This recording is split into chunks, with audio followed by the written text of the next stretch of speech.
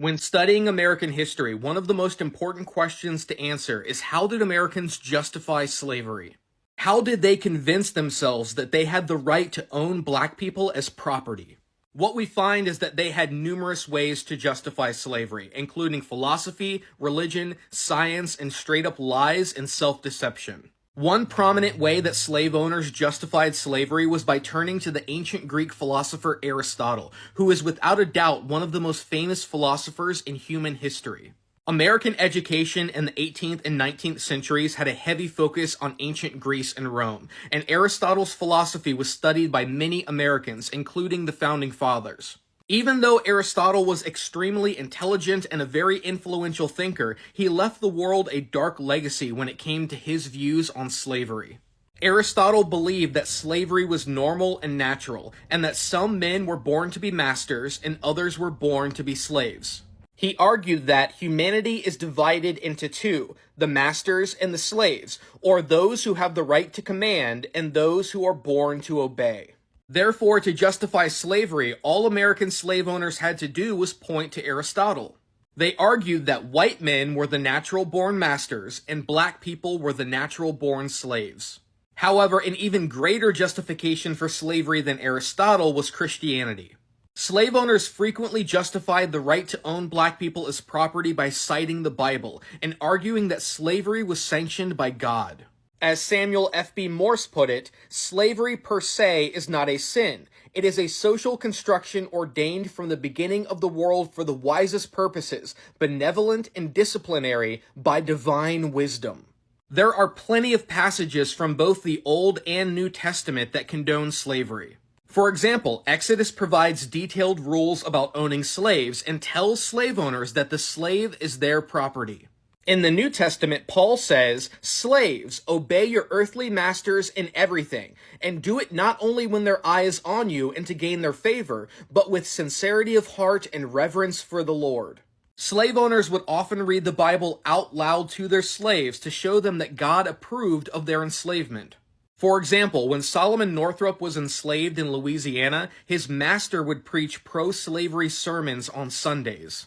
His favorite part of the Bible was Luke chapter 12, verse 47, which states, "The servant who knows the master's will and does not get ready, or does not do what the master wants, will be beaten with many blows." Solomon Northrop described how after reading this line, his master would explain, "That inward that don't take care, that don't obey his Lord, that's his master. That there inward shall be beaten with many stripes." Now many signifies a great many. 40, 100, 150, that's scripture.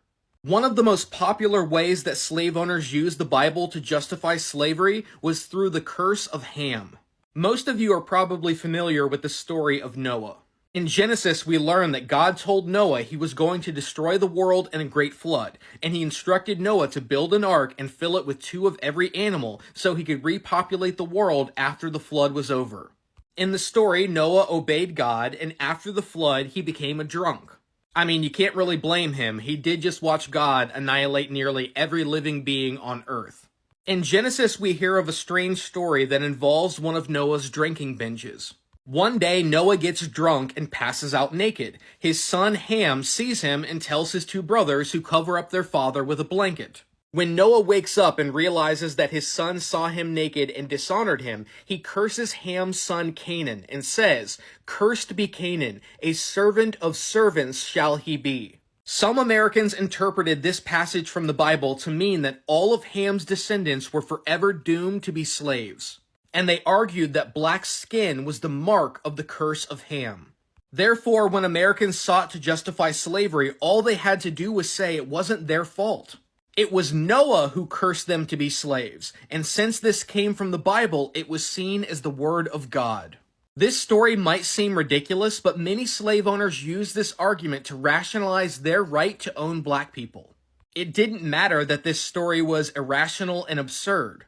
The point is that they were able to use Christianity as an excuse to abuse and exploit black people. Slave owners also justified slavery through the scientific theories of the time, which were heavily influenced by racism and white supremacy. For example, the French scientist Georges Cuvier argued that there were three distinct races of human beings: the white Caucasian, the yellow Mongolian, and the black Ethiopian. He said the Caucasian is distinguished by the beauty of the oval formed by his head and the color of his hair. To this variety, the most highly civilized nations, and those which have generally held all others in subjection, are indebted for their origin. On the other hand, he argued, the Negro has always remained in the most complete state of utter barbarism. For scientists like this, the fact that white people enslaved black people was simply a law of nature. For men like this, slavery was the natural state of the black race. Others, like the French naturalist Georges-Louis Buffon, believed that whites were helping black people by enslaving them. He believed that if black people were introduced to the cooler climate of the Americas, their skin would naturally turn white. He argued that in Europe, we behold the human form in its greatest perfection, and this is where we ought to form our ideas of the real and natural color of man. He said that if black people lived long enough in a cold climate, then their skin would become as white as the natives of Europe. Therefore, he believed that slavery was good for black people because it would eventually turn them white, which was the natural and perfect state of humanity. Never mind that human beings originated in Africa. Even abolitionists who opposed slavery still held racist ideas about black people. For example, the Philadelphia doctor Benjamin Rush believed that black skin was a disease that could be cured, and through the right treatment, black people could eventually become white. Another way that Americans justified slavery is arguing that by enslaving black people, they were doing them a favor. They argued that slavery was a moral good and benefited the slave. The man most responsible for this theory was George Fitzhugh from Virginia. In 1854, he published a book called Sociology for the South, where he argued that black people were inferior to whites and had to be slaves for their own good. Fitzhugh disagreed with the Declaration of Independence that all men are created equal. Instead, he argued, men are not born physically, morally, or intellectually equal. It would be far nearer to the truth to say that some were born with saddles on their backs and others booted and spurred to ride them, and the riding does them good. For Fitzhugh, black people were born to be slaves. He argued, the Negro is but a grown child and must be governed as a child. The master occupies toward him the place of parent or guardian. Fitzhugh believed that a free black person was an oxymoron and said he would become an insufferable burden to society. Society has the right to prevent this and can only do so by subjecting him to domestic slavery. Fitzhugh argued that the Negro race is inferior to the white race, and if black people were ever to live in freedom next to whites, then gradual but certain extermination would be their fate. Therefore, Fitzhugh believed that by enslaving black people, whites were helping them. He said that slavery Christianizes, protects, supports, and civilizes him. He told his readers that the Negro slaves of the South are the happiest and in some sense the freest people in the world. Clearly, Americans had no deficit of justifications for why they had the right to own black people as slaves. However, all of these justifications were meant to do one thing: hide the fact that the real reason why white people enslaved black people is because of greed, profit, and power. Slavery was an economic system that produced extreme wealth, and white supremacy was the ideological justification that upheld it. The reason why white people came up with so many justifications for slavery is because in their heart they knew that it was wrong. They knew that they had no right to exploit and brutalize black people, so they constantly had to reassure themselves and ease their conscience. They had to constantly defend and justify a system that was clearly evil. They had to find some way to sleep at night. Did you see what this man just said? I still have 2 other clips that I want you guys to watch. Did you see what this guy said? He explained and he broke it in details how it actually is. And mostly, this particular type of history when it comes to slavery are mostly not talked about. They are not, because they see it as a problem. They see it as more of eye-opening. And that is why if you check most of the libraries, a lot of things are being taken away from that place. If you check, a lot of schools are not being taught what they really need to be taught when it comes to slavery. This is how these people have literally pulled this system to this point where we are right now. And I will keep saying it, whenever I see white folks like this, some of them trying to dig up some history facts and bringing it up for a lot of us to be able to see, I so much really do appreciate them. And I want to give credit to the original creators of every single clips and stitches we have in our today's episode. First of all, hi guys, welcome back to the channel. My name is Sonia. Subscribe, like, comment, and share. Credit belongs to the original creators, like I said. And I want us to watch the remaining 2 clips that I have so that you guys can literally listen by yourself, and I will be back with commentaries because I have a lot of things and I have a lot of research that I've made that I want us to discuss at the end of this video.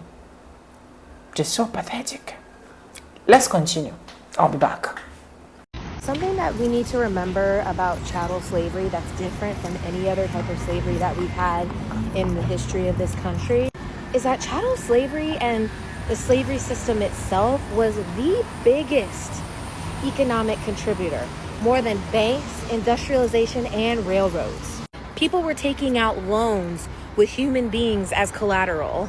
These people, these bodies were insured by insurance companies. Like if on the trek from Africa, if anybody jumped off or anything happened to these people, they would get payouts. These bodies were insured as property, like livestock. There are interviews where white men have said, "We just saw you guys as really intelligent pets." And you know what pisses me off so much is white people want an excuse so bad to justify the horrifying things that happened. They say things like, "Oh, well, African tribes were selling Africans to the white." No, they weren't. They'll say, "Oh, well, not everybody owns slaves. Only 2% of white people own slaves." Okay, and your fucking point, there was like 400,000 of them. And to every one of them, there was 100 people that were perpetuating the system. So do your fucking math, y'all. People are over here saying we need to get over slavery and racism, but don't even know what the fuck happened. People are telling me that there were no white people here before the 1900s, before Ellis Island. Like the French, Spanish, and the English weren't here fucking shit up for everybody. So before we try to get over slavery and racism and the horrifying things that created this country, how about we actually learn what the fuck happened? How about that? If you agree, leave your thoughts in the comments. Boost this from the bottom up. We need to get these shares to 1,000 shares, okay? There's absolutely no reason why we shouldn't get to them to 1,000 shares, because we need to boost this message that we need to unlearn what we thought we knew about this country and actually see for what it is so we can actually do shit to change it. That would sound good, right? Not just like perpetuating the same system over and over again. If we're gonna have a revolution, we need to make sure we know what happened so that we don't make the mistake again, right? That's what I thought. White churches have not just been supported by white supremacy, they have served as its headquarters. I know you don't want to hear that. They have taught white people that oppression is godly and that power belongs to us by divine right. After the civil rights movement, powerful white people, men, saw that their grip was slipping. Black people were winning court cases. Poor people were organizing. Women were demanding rights. How dare we? LGBTQ people were coming out of their closets. And the foundations of white male dominance were cracking. So they thought, what can we use that no one will question? In 1979, Jerry Falwell founded the Moral Majority. He said it was about championing family values. That was a lie. The real trigger was that the IRS had begun revoking tax exemptions for whites-only Christian schools. Those whites-only schools were created specifically to avoid integration. Falwell's own school, Liberty Christian Academy, was one of them. The platform of the Moral Majority ended up getting built around the issue of abortion. Although that wasn't the original plan, they basically test drove different topics to see which ones would resonate the most with the audience they needed to capture, which was white Americans, white Christian Americans. It had everything to do with maintaining the right to discriminate, yet still enjoy government benefits. This guy named Paul Weyrich, who was a conservative political strategist, he teamed up with Falwell to build a political base. He admitted that abortion had not really motivated white evangelicals until it became politically useful. Their real grievance was losing control over who could sit in their classrooms, walk into their churches, and live in their neighborhoods. Once they realized that abortion could mask their racial panic, they made that their headline issue. They built a movement that turned pulpits into propaganda platforms. Sunday services became political strategy sessions. That's illegal. You're not supposed to be able to do that at a church if you're getting tax exemption. Ministers told white families that their enemies were not the wealthy elites exploiting their labor. They were not the politicians cutting their wages and stealing their pensions. The churches pointed to the poor, the black, the brown, the queer, the immigrant. Those people are the ones that are taking food out of your children's plate. They told white people they were being persecuted every time they were asked to share. And yes, I understand what it means for me to say this out loud. I know what it means to say that the church, something which is so sacred to so many, has been a central engine of the immoral institution of white supremacy. I know this will upset people. The white church has stood on the wrong side of every fight for justice in this country. Every one. During slavery, it defended human ownership. During Jim Crow, it defended lynching and segregation. Christian church members attended lynchings and brought their children to steep them in that evil. During the civil rights movement, it defended denying benefits to black people. During the rise of Trump, it defended cruelty in the name of religious liberty, as if Trump has a clue. Some churches resisted, yes. There are liberal churches who have a strong history of being on the right side of these issues, but most didn't. Most chose comfort. Even now, white churches help elect leaders who lie, steal, incite violence. They wage war on education. They call justice wokeness as an insult. They are consuming a message that keeps them at the center with the elite in their minds. They choose white power over compassion, over empathy. One share shows you care about setting the record straight. Please share. Next time, I am going to talk about how Donald Trump did not hijack this system. He was groomed into it. Anyways, welcome back, guys. And because this topic is one of the topic that a lot of Americans actually are shying away from, I went more to do my own research to know why is it that this topic is not often talked about, or whenever it's been talked about, one or two things happen. They just go ahead and sweep it under the carpet, sweep it under the rug, and just ask everybody move on, right? So here it is. I have some of my research here, right? And they said there isn't a single reason, but American does not hate to talk about slavery. Rather, many Americans struggle to talk about it because it is painful, uncomfortable, and complicated part of the country history.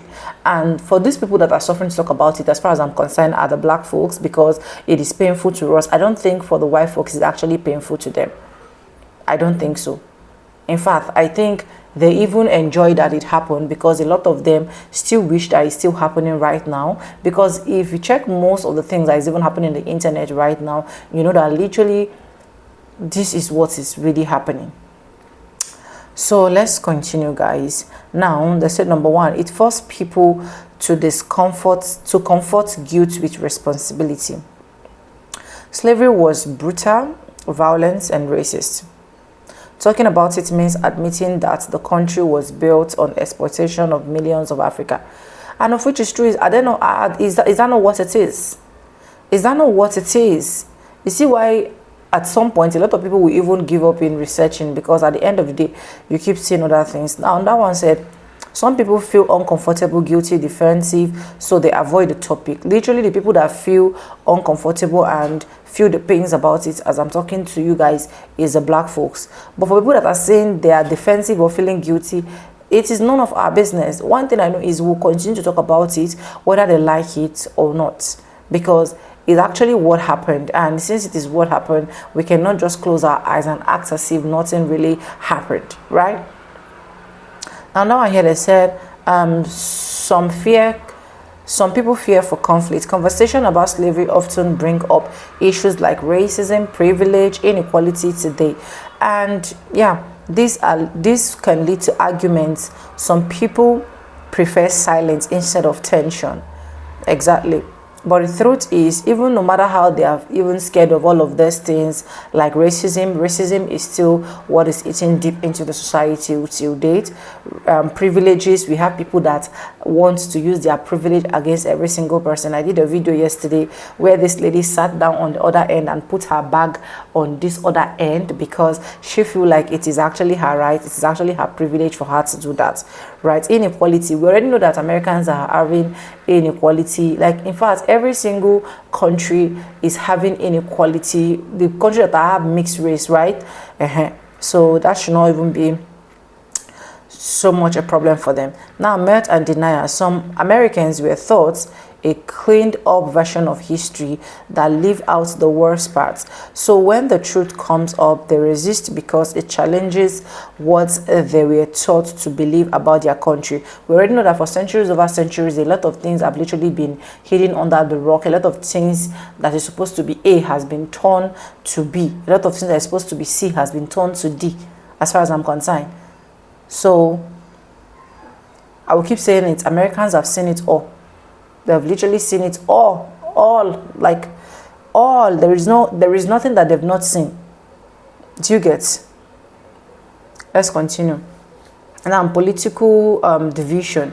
In the US, discussing slavery is now a political issue. Some politicians claim talking about slavery is divisive, even though it is simple historical fact.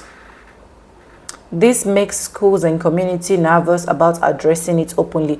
And I see the reason why a lot of them are not deciding that most of the things that are supposed to be taught should not be taught in schools. We've seen issues whereby a lot of things that are supposed to be in the library are no longer in that position. A lot of history that people are supposed to be laying their hands on, knowing what their history is all about, has literally been taken away from them.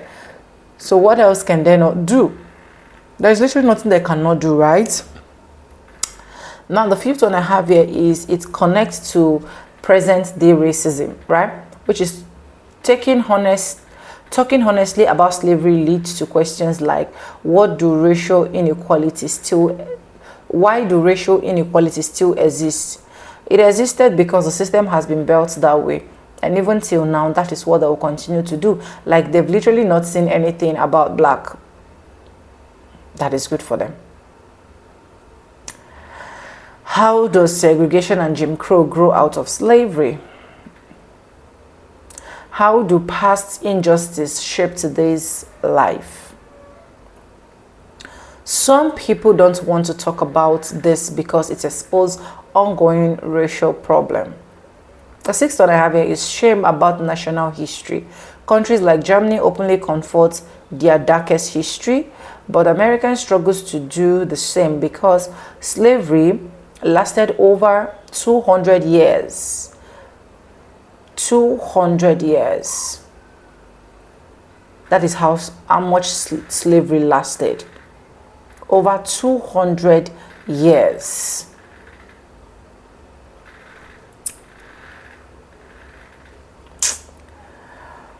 It is quite sad. Anyways, but not everyone. Many American, especially black communities, educators, historians, and activists constantly talk about slavery. Just more of black Americans that are talking about it. more of Black Americans, as far as I'm concerned, that are talking about it. It's in part and the need to acknowledge justice. The avoidance often come from certain institutions or group, not the entire country. Okay, it's okay. Americans, especially Black Americans, will just keep talking about it because there's a lot of things that need to be taught. Our children need to be aware. They need to know the environment that they are, and so on and so forth. Subscribe, like, comment, and share. Credit belongs to original creators of every single clips and stitches you have now today's episode. And yes, guys, with that being said, I'm going to be saying bye and I'll see you guys in my next one. For now, bye. I love you guys. Mwah.